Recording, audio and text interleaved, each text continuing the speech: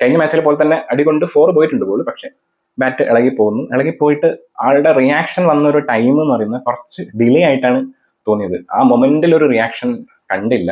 And അത് കഴിഞ്ഞിട്ട് പിന്നീട് നടന്ന ആക്ഷൻസ് ഒക്കെ കുറച്ചും കൂടി ഒരു ഡ്രമാറ്റിക് ഫീൽ ഉണ്ടായിരുന്നു. ഈവൻ ശുഭ്മൻ ഗില്ലിന്റെ ഓപ്പോസിറ്റ് സൈഡിൽ നിന്ന് ആളുടെ ചിലപ്പോൾ അത് റിയലിസ്റ്റിക് ആവാം, ഇവർക്കൊന്നും അഭിനയിക്കാനൊന്നും അറിയില്ല, ദേ ആർ നോട്ട് ആക്ടേഴ്സ്. അപ്പോൾ ആ സമയത്ത് ചിലപ്പം കാണിക്കുന്ന റിയാക്ഷൻസ് അതുപോലെ തന്നെ ആയിരിക്കാം.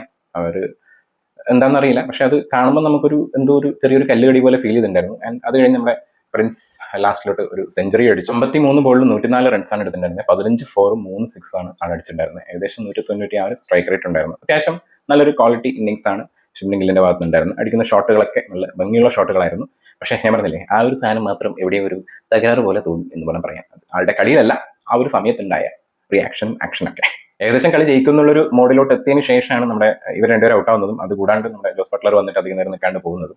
പിന്നെ അവിടെ ജോസ് ബട്ട്ലറിന്റെ ആവശ്യമില്ല, ഏകദേശം കളി ജയിപ്പിക്കാൻ പറ്റുന്ന ഒരു സ്റ്റേജിലാണ് വാഷിംഗ്ടൺ സുന്ദർ. അതുപോലെ നമ്മുടെ കഴിഞ്ഞ മാച്ചിലെ ഒരു ഭയങ്കരമായിട്ടുള്ള ഒരു പോരാളി കളി കളിച്ചിട്ടുള്ള തെവാത്തിയായിരുന്നു. വാഷിംഗ്ടൺ സുന്ദർ 9 ബോളിൽ 16 റൺസാണ് എടുത്തിട്ടുണ്ടായിരുന്നത്. 2 4 ഒരു 6 അടിച്ചിട്ടുണ്ടായിരുന്നു. ആ സമയത്ത് നമ്മുടെ രാഹുൽ തെവാത്തിയ 9 ബോളിൽ 17 റൺസാണ് എടുത്തിട്ടുണ്ടായിരുന്നു. 2 4 ഒരു 6 അടിച്ചിട്ടുണ്ട്. ആറാറിന്റെ ബൗളേഴ്സ് നോക്കിക്കഴിഞ്ഞാൽ ഏകദേശം എല്ലാവരും നല്ല അടി വാങ്ങിയിട്ടുണ്ടായിരുന്നു. 10 മേലെയാണ് എല്ലാവരുടെയും എക്കണോമി. അതിൽ ഏറ്റവും കുറവ് എക്കണോമിയിൽ കുഴപ്പമില്ലാത്ത രീതിയിൽ ബോൾ ചെയ്തത് നമ്മുടെ നന്ദർ ബർഗർ മാത്രമായിരുന്നു. 4 ഓവർ ബോൾ ചെയ്ത സമയത്ത് 35 റൺസ് കൊടുത്തിട്ട് ഒരു വിക്കറ്റ് എടുത്തിട്ടുണ്ട്. ആറാറിന്റെ സ്റ്റാർ ബോളർ ആയിട്ടുള്ള നമ്മുടെ ജോഫ്ര ആർച്ചർ 4 ഓവർ ബോൾ ചെയ്ത സമയത്ത് 45 റൺസ് കൊടുത്തിട്ട് ഒരു വിക്കറ്റാണ് എടുത്തിട്ടുണ്ടായിരുന്നത്. ആള് ആദ്യത്തെ പവർ പ്ലേയിലുള്ള ഫസ്റ്റ് ഓവറിലൊക്കെ കുറച്ച് എക്സ്പെൻസീവ് ആയിരുന്നു. പക്ഷെ പിന്നീട് എങ്ങനെയൊക്കെ പിടിച്ചാണ് ആ ഒരു 45 എത്തിച്ചത്. എല്ലാം തന്നെ ചിലപ്പോൾ ഒരു 50 മേലെയൊക്കെ സ്കോർ ആളുടെ ഓവേഴ്സിൽ തന്നെ പോയേ. ജോഫ്ര ആർച്ചർ എപ്പോഴും പവർ പ്ലേയിൽ കാണിക്കുന്ന ഒരു സ്ഥിരത ഉണ്ടല്ലോ, എപ്പോഴും ഒരു വിക്കറ്റ് എടുക്കുന്നത്. അത് ഇപ്രാവശ്യം കിട്ടിയില്ല. അതുകൊണ്ട് തന്നെയാണ് ശരിക്കും ജിടിക്ക് കുറച്ചും കൂടി ഈസി ആയിട്ട് കളി ജയിക്കാൻ പറ്റി. ബ്രിജേഷ് ശർമ്മ 3.4 ഓവർ ബോൾ ചെയ്യുന്ന സമയത്ത് 44 റൺസ് കൊടുത്ത് ഒരു വിക്കറ്റ് എടുത്തിട്ടുണ്ടായിരുന്നു. ഇവർക്ക് 3 പേർക്ക് മാത്രമാണ് അന്ന് വിക്കറ്റ് കിട്ടിയിട്ടുണ്ടായിരുന്നത്. അങ്ങനെ ഇതുവരെ 204 എന്നുള്ളൊരു ചേസ് മാത്രമാണ് GT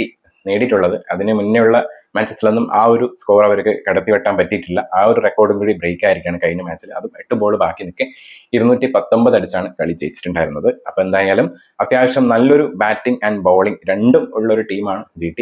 ഇന്നത്തെ മാച്ചിൽ കണ്ടറിയണം RCBക്ക് എത്രത്തോളം വെല്ലുവിളി ഉണ്ടാക്കുന്നുള്ളത്. പക്ഷേ ക്വാളിഫയർ 1 ഈസി ആയിട്ട് RCB തോൽപ്പിച്ചാണ് GTനെ. അന്ന് RCBക്ക് നല്ല രീതിയിലുള്ള ഒരു സ്കോർ എടുക്കാൻ പറ്റിയിട്ടുണ്ടായിരുന്നു. അതാണ് സംഭവം. എപ്പോഴും ഒരു 200+ മാത്രമല്ല, GTയുടെ കളിക്കുമ്പോൾ എനിക്ക് തോന്നുന്നു ഒരു 250 240 റൺസ് ഒക്കെ, ഒരു 240 മേലെ, ഇവൻ ഒരു 230 മേലെ പോലും പോയി കഴിഞ്ഞാൽ കുറച്ച് ടഫായിരിക്കും GTക്ക്. പ്രത്യേകിച്ച് ഫസ്റ്റത്തെ ആ ഒരു 3 വിക്കറ്റ് പെട്ടെന്ന് വീണ് കിട്ടിയാൽ. കാരണം കഴിഞ്ഞ മാച്ചിൽ 12.5 ഓവർ ആയ സമയത്താണ് ഫസ്റ്റ് വിക്കറ്റ് പോകുന്നത്. 167 റൺസ് ഉള്ള സമയത്ത് ആ അത്ര വരെയൊന്നും നീട്ടിക്കൊണ്ടുപോകാൻ വേണ്ടി പറ്റില്ല. അതിനിടയ്ക്ക് വിക്കറ്റ് കളഞ്ഞാൽ മാത്രമേ GTനെ തോൽപ്പിക്കാൻ പറ്റുള്ളൂ. ഇല്ലാന്നുണ്ടെങ്കിൽ ചിലപ്പോൾ ഈസി ആയിട്ട് എല്ലാ മാച്ചസും GT ജയിച്ചു പോകും. ഇനി അത്ര മാച്ചൊന്നുമില്ല, ഫൈനലും ജയിക്കാൻ സാധ്യതയുണ്ട്. അപ്പൊ എന്തായാലും RCB ചെറിയ ടീമൊന്നല്ല, നന്നായിട്ട് കളിക്കുന്ന ടീമാണ്.